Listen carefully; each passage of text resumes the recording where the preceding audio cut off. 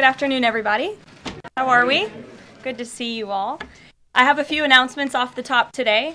On April 14th, President Trump will welcome President Bukele of El Salvador for an official working visit here at the White House. They will discuss El Salvador's partnership on using their Supermax prison for Tren de Aragua and MS-13 gang members, and how El Salvador's cooperation with the United States has become a model for others to work with this administration. On April 17th, President Trump will welcome Prime Minister Giorgia Meloni of Italy for an official working visit at the White House as well. The president's thoughts also remain with the families and communities experiencing devastating loss from the severe storms and flooding affected several states across the central U.S. President Trump approved emergency declarations for Arkansas, Kentucky, and Tennessee, allowing FEMA to provide federal assistance like equipment and resources to support state and local emergency response officials who are leading this response on the ground. Last night, the Supreme Court delivered a massive legal victory to the Trump administration and allowed us to continue removing foreign terrorist invaders under the Alien Enemies Act. This was a smackdown to a rogue left-wing, low-level district court judge who have relentlessly tried to stop President Trump from using his core constitutional powers as head of the executive branch and as commander-in-chief. The highest court in the land made it clear that the President of the United States has the power to protect our homeland and forcibly remove foreign terrorists who pose a grave threat to families and communities. Thank you to the Supreme Court for upholding the rule of law and protecting the Constitution. Our message to the monster Tren de Aragua and MS-13 terrorists still hiding illegally inside our country is clear. Support yourself now, or you will be locked up and sent back to your home country. On another matter, the historic Liberation Day announcement last week by President Trump made it very clear that the era of American economic surrender is over. President Trump is no longer going to allow American workers and companies to be ripped off at the hands of foolish trade practices that shipped away millions of high-paying jobs and hollowed out communities across the country. It's America first, all the way. And despite fear-mongering by the media, the world is clearly responding to President Trump's approach. Just yesterday, President Trump held a bilateral meeting with Israeli Prime Minister Benjamin Netanyahu here at the White House. The Prime Minister pledged to immediately eliminate America's trade deficit with Israel and remove their trade barriers. Israel's proactive approach should serve as a model for the rest of the world. Also yesterday, the President spoke with Japan's Prime Minister, who wants to negotiate as well. The President also spoke to the acting President of South Korea this morning. He has tasked Secretary Bessent and U.S. Trade Representative Jameson Greer to lead these talks. In total, since the Liberation Day announcement, nearly 70 countries have already reached out to the President to begin a negotiation. Countries are falling over themselves to reform their unfair trade practices and free open their markets to our country. Why? Because these countries greatly respect President Trump in the sheer power of the American market. These countries realize they've gotten filthy rich over the past few decades by imposing substantial tariffs on American-made products and ridiculous non-monetary barriers to block out American industry. The jig is up. Past American presidents sat by and let this happen, but President Trump stood up for our country, and he is saying no more. The president's message has been simple and consistent from the beginning. To countries around the world, bring us your best offers, and he will listen. Deals will only be made if they benefit American workers and address our nation's crippling trade deficit. America does not need other countries as much as other countries need us, and President Trump knows this. He's going to use the leverage of our markets and our country to the advantage of the people he was sworn in to represent. On the other hand, countries like China, who have chosen to retaliate and try to double down on their mistreatment of American workers, are making a mistake. President Trump has a spine of steel, and he will not break, and America will not break under his leadership. He is guided by a firm belief that America must be able to produce essential goods for our own people and export them to the rest of the world. A strong America cannot be solely dependent on foreign countries for our food, medicines, and critical minerals. And America must always maintain a robust defense supply chain. Reprioritizing and strengthening our manufacturing industry are essential national and economic security issues of the utmost importance to President Trump. By focusing on supercharging the onshoring of American manufacturing, the president is already delivering on his promise to usher in an economic golden age for our country. Just look at Friday's jobs report, which smashed expectations for the second straight month. The American economy added 228,000 jobs, nearly 100,000 more jobs than economists predicted, and the fourth highest month for private payroll growth in the past 2 years. There was also a sharp increase in transportation, construction, and warehousing employment. And in just 11 weeks, President Trump has secured more than $1.5 trillion in private sector investment. This is $500 billion more than Joe Biden secured in his entire term. This record-breaking private sector investment will create roughly 350,000 American jobs and counting. If you add up all of the investment pledges from foreign governments, President Trump has secured an incredible $5 trillion in total investments already. In the months ahead, President Trump's pro-growth economic agenda will be fully realized. The largest deregulatory effort in American history is underway. Unnecessary, burdensome, costly red tape is being eliminated by this entire federal government every day, driving down costs and massively boosting small businesses. So far, President Trump's deregulation effort has already saved Americans more than $180 billion, equivalent to $2,100 per family of 4. The president's drill baby drill energy agenda, which he will discuss later this evening in the East Room, is capitalizing on the abundance of natural resources under our feet to generate more affordable electricity, cheap gas, and quality new jobs. All of this will combine to end the Biden-imposed cost of living crisis that's absolutely crushed American families. Under President Trump, the American energy industry will lead the globe over the next century, delivering lower prices and significantly strengthening our country's economic position. At the president's direction, Republicans in Congress are working quickly to pass one big, beautiful bill, which will also include the largest tax cut in American history. As President Trump has said, the House must pass this budget resolution quickly. Here in our new media seat today, we have Jasmine Wright, the White House reporter for Notice. Notice is a nonprofit and nonpartisan news site which launched in early 2024. They've gained millions of readers across the country since. Newsroom's goal is both to inform readers and train the next generation of politics and policy journalists. They also partner with state newsrooms and to give local communities more knowledge of what their representatives are doing in Washington, D.C. With that, please kick us off, Jasmine. Thanks so much, Caroline. A couple questions for you. The first one being, can you explain the White House's evolution from this is not a negotiation on tariffs to countries should pitch us and start negotiations on tariffs? As the president said yesterday, Jasmine, both things can be true at the same time, and it is a non-negotiable position that the United States has faced a national security and economic crisis because of the unfair trade practices by countries around the world.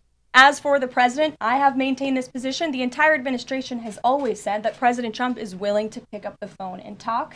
And the president met with his trade team this morning, and he directed them to have tailor-made trade deals with each and every country that calls up this administration to strike a deal. And listen, and each and every one of these trade deals should be tailored and unique based on that country's markets, based on that country's exports, the imports here in the United States of America. What makes the most sense for the American worker and for our industry? The president is focused on putting America first. So was the evolution not factored in or determined by kind of the tumult in the stock market? Was that not a part of the consideration to start making these negotiations and deals? Again, I would reject that there was an evolution. On day one, we had said that the president will always pick up the phone for other nations and other companies that call this administration. The president always has a listening ear, and it's a non-negotiable fact that America has faced a national security and economic crisis for many decades, and President Trump is just the first to address this. And then my last question, how will negotiations change how much revenue the White House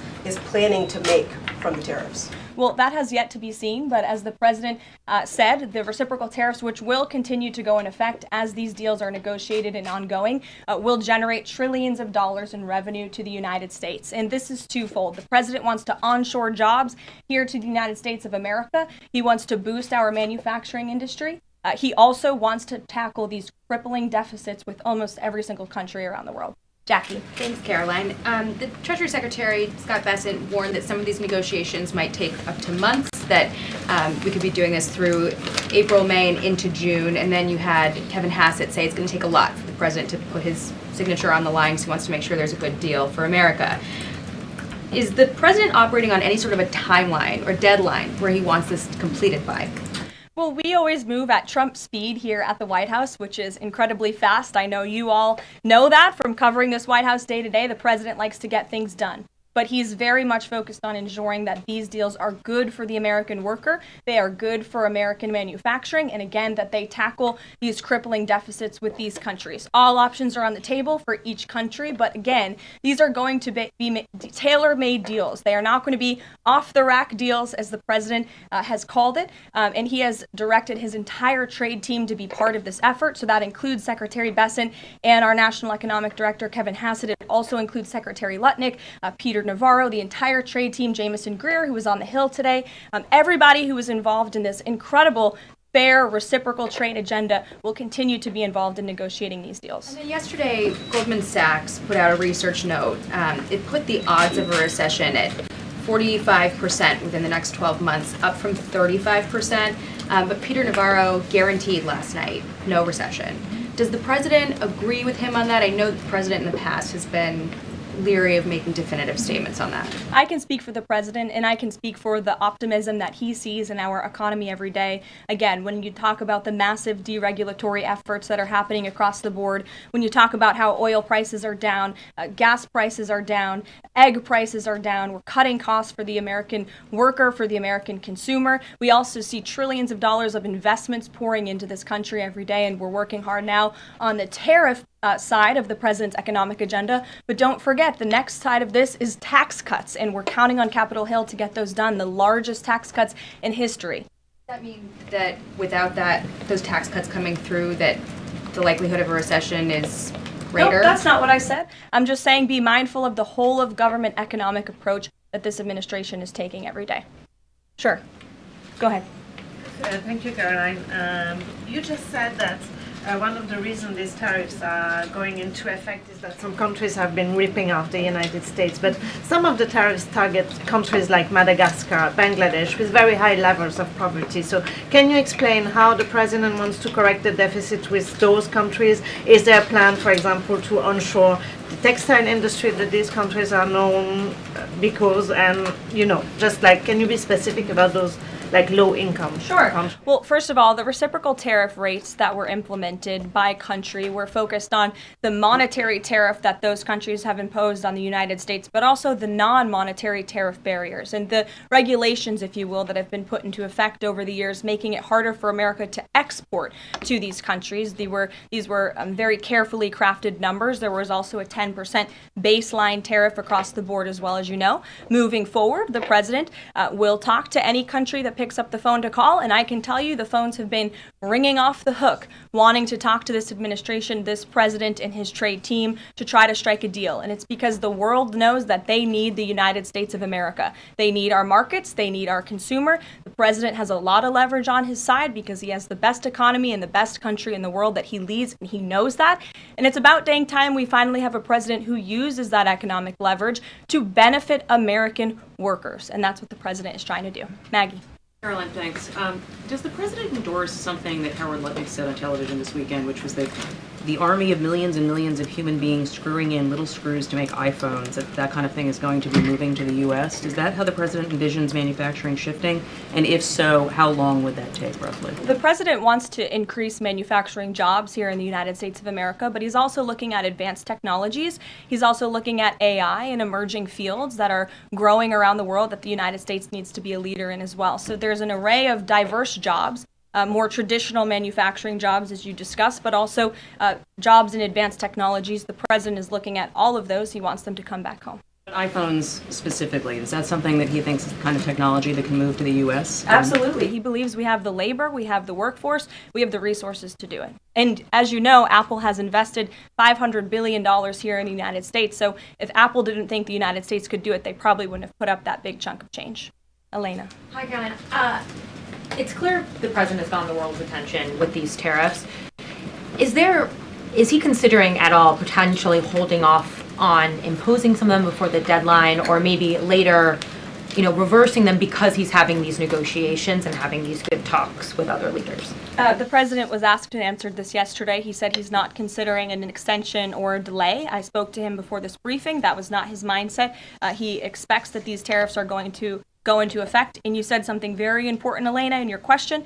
You said the president has captivated the attention of the world. Absolutely he has. And it's about time we have a president in the Oval Office who is putting the world on notice and is putting the American people first, and again, is using the leverage of the United States to negotiate good trade deals. Just a quick follow-up. Sure. There's been some public sparring between Elon Musk and the president's trade advisor, Peter Navarro, on some of these tariffs. Musk actually referred to Navarro today as being, quote, dumber than a sack of bricks.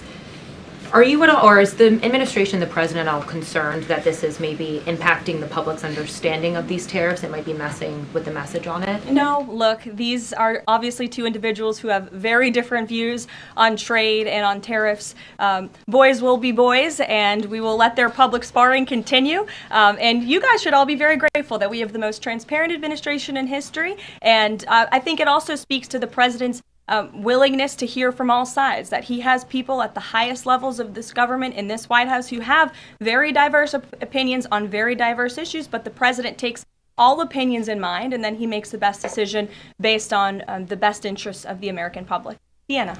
Thanks, Caroline. On Truth Social today, Trump was talking about one-stop shopping talks with foreign leaders, bringing leaders to the U.S., to Washington, and talking to them about tariffs, but also other topics.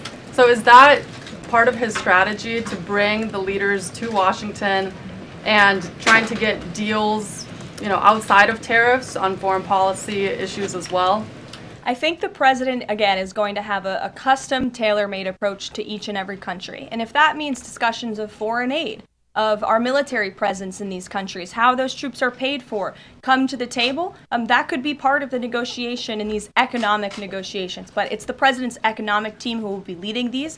These are tariff and trade negotiations. And yes, they will be one-stop shopping for each and every country. They will be, as the president said again, tailor-made, not off the rack, to each and every country based on America's needs. And can you Caroline, confirm? How are you? Thank you so much, Carol from Lindsay TV. So President Trump has designated Tren de Aragua as a foreign terrorist organization and deported its members while also moving to restrict Venezuela's oil exports. Is the administration preparing additional military or economic actions against Venezuela and the Maduro regime? And my second question is about Supreme Court Justice Amy Coney Barrett. Is the administration have a comment on her decision to go with the liberals and go actually with the Tren de Araguas? This is the same justice that actually sided against January 6th hostages last year. So is the administration have a comment? Are they disappointed in Supreme Court Justice Amy Coney Barrett? To your first question, I don't have any actions to read out in terms of Venezuela. The president has imposed secondary tariffs on the Maduro regime and on Venezuela in the form of oil, which is obviously going to have a crippling effect on the Maduro regime, and that's the intended effect of this administration. As for the justice you mentioned, as for the Supreme Court, we've made our feelings very clear. We believe this was a massive victory. Certainly, we wish this was a 9-0 decision because we firmly believe that the president was well within his constitutional authority, and the Supreme Court made that very clear last night, and they put Judge Boasberg in his place. We called on the Supreme Court to rein in these judges who are acting as judicial activists, not real arbiters of the truth and the law, and that's exactly what we saw the Supreme Court do yesterday. Christian. Thanks, Caroline. Now that the president's reciprocal tariffs are here, going into effect tomorrow, what's the status of the ERS? When will they actually start collecting revenue? And will that be nested under CBP or somewhere else entirely? It's something Secretary Lutnick has taken up, so I defer you to the Department of Commerce, but it's something that he and the president believe quite strongly in, and it's a promise that they intend to keep for the American people. Real quickly, can you explain why the president opted to send Secretary Hegseth to the dignified transfer last week instead of attending himself? Sure. The Secretary Hegseth was there to represent the administration. The president has expressed his condolences to these families, as have I from this podium. Shelby. The president's trade representative this morning told senators that the president does not intend on carving out exemptions for products and companies when it comes to tariffs. But would the administration consider changing that stance should bankruptcies begin among U.S. companies who are dependent on China trade? I won't get ahead of the president on any exemptions or his decision on that. I will leave that to him. But again, we're looking at this country by country and based on the needs of the American people and the American workforce. One more, can you walk us through how this specific tariff plan was decided on and which advisor came up with it? The reciprocal tariff plan. It was a plan that was discussed by the president's entire trade team over the course of many, many meetings, and the president ultimately decided on which way to go. A few proposals were given to the president. There was debate and discussion, and the president made his decision. And as you've seen very publicly, the entire trade team is on board with this plan and the negotiations that will ensue because of it. Sure. Caroline, on Iran, and given what's going to be happening on Saturday, what exactly is the current administration doing to stop Iran's funding of terrorist aggression worldwide that the previous administration wasn't doing? Well, first of all, when it comes to Saturday, I won't get ahead of the president. He has said there will be direct talks with Iran on Saturday. I won't further any details from this podium for obvious reasons, security reasons. It will, provide an update as we always have. However, when it comes to Iran, the president has reimposed crippling sanctions on the Iranian regime, and he's made it very clear to Iran they have a choice to make. You can strike a deal with the president, you can negotiate, or there will be hell to pay. And as the president said yesterday, if they don't choose to move forward with diplomacy and a deal, which is the direction we do see them headed in, there will be grave consequences to pay. The back row.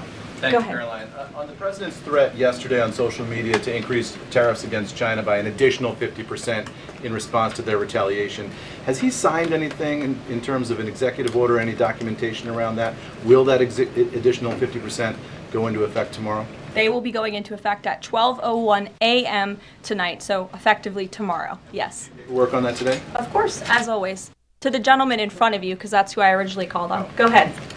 Over the weekend, President Trump said that he would be willing to have U.S. citizens deported to El Salvador with the cooperation of President Bukele. How would that work legally, and how many people would potentially be available for that operation? So the president has discussed this idea quite a few times publicly. He's also discussed it privately.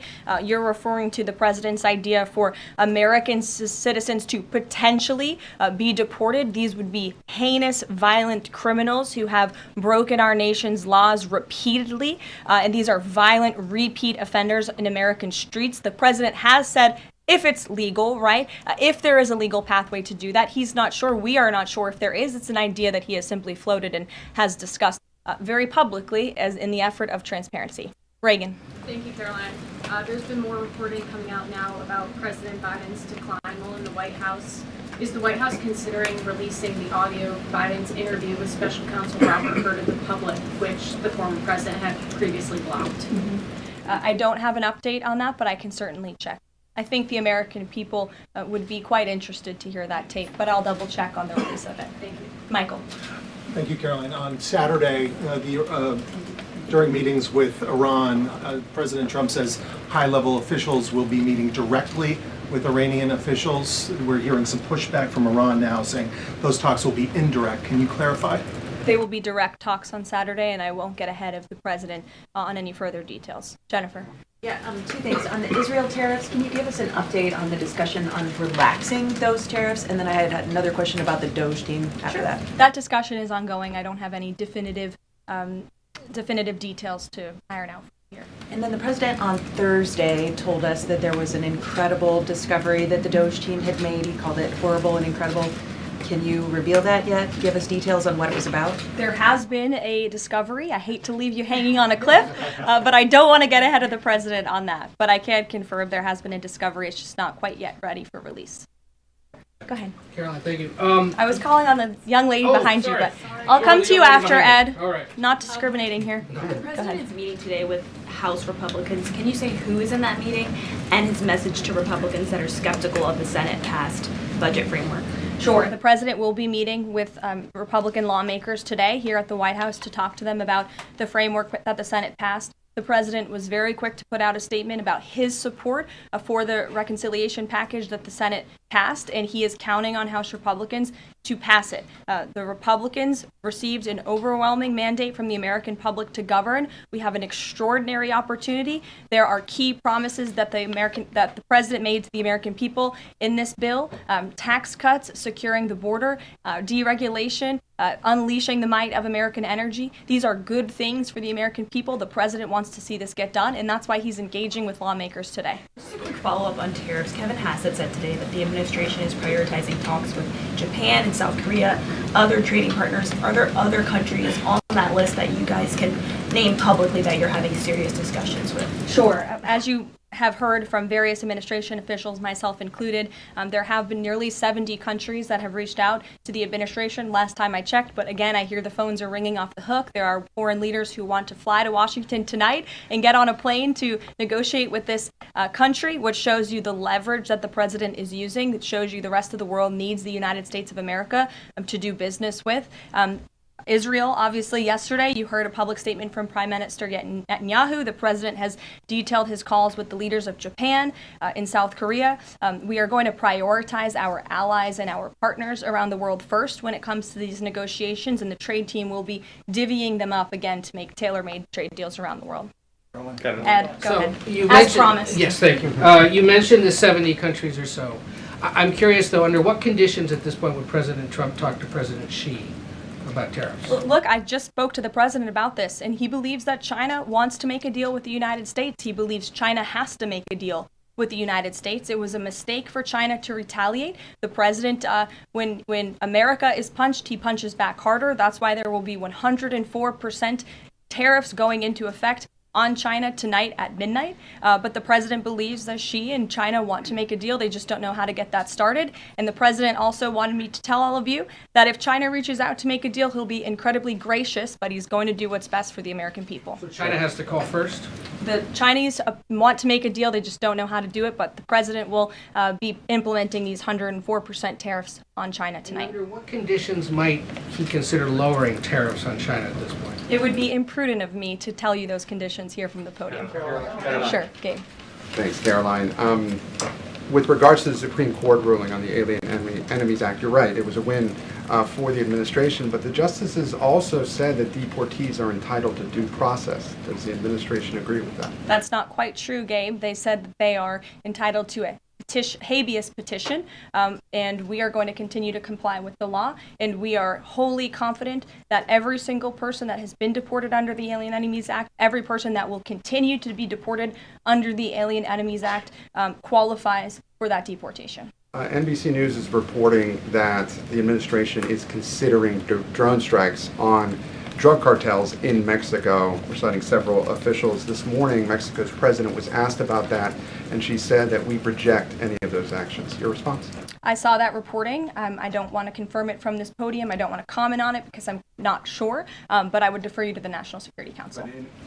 So you haven't confirmed the report, but with Mexico's president saying that she rejects any of that, what would your response be? How is the relationship then between Mexico's president and the White House right now over targeting drug cartels? Well, first of all, the relationship between President Sheinbaum and President Trump is quite good, and I think both world leaders would tell you that. The president has been engaged directly with President Sheinbaum on a number of different topics, particularly when it comes to clamping down on the Mexican drug cartels, on clamping down on illegal immigration, human trafficking, drug trafficking through our southern border. She's taken significant steps towards doing that, but as for that specific report, again, I'm not going to comment. Caroline, two questions on trade.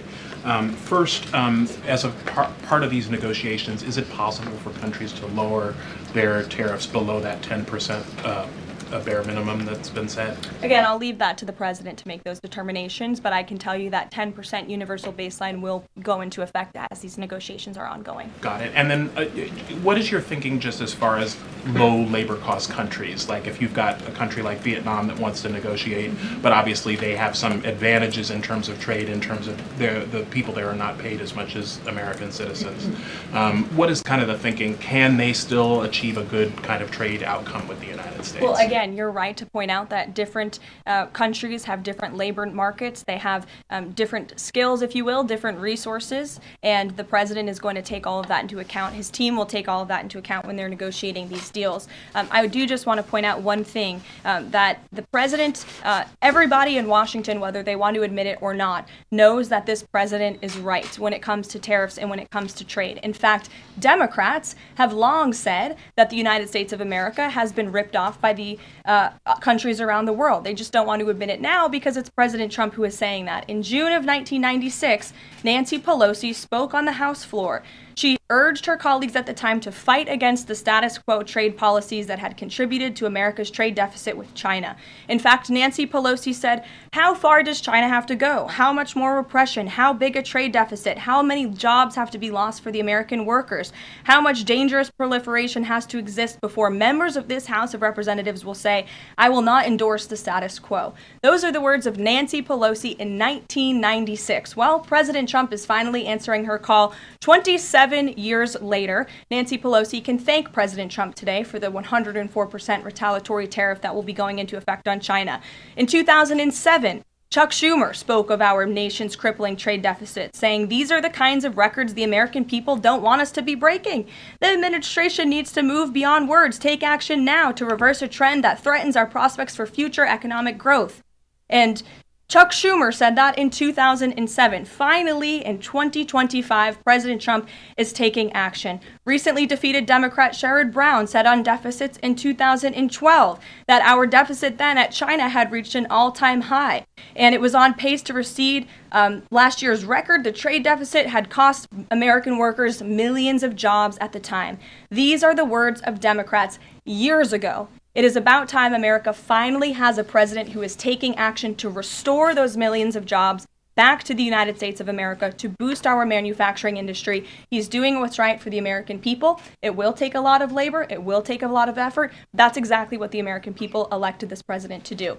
He will be talking about our energy agenda at 3 o'clock today over in the East Room, as you all know. He will be signing a bill to unleash the might of our beautiful, clean coal industry in this country, which is a reliable energy source also for AI. There's a great story in Bloomberg today, actually, about the executive order that will be signed later. So we'll see you all there. I'll let the president speak more. We'll see you later. Thanks, guys. Thank you.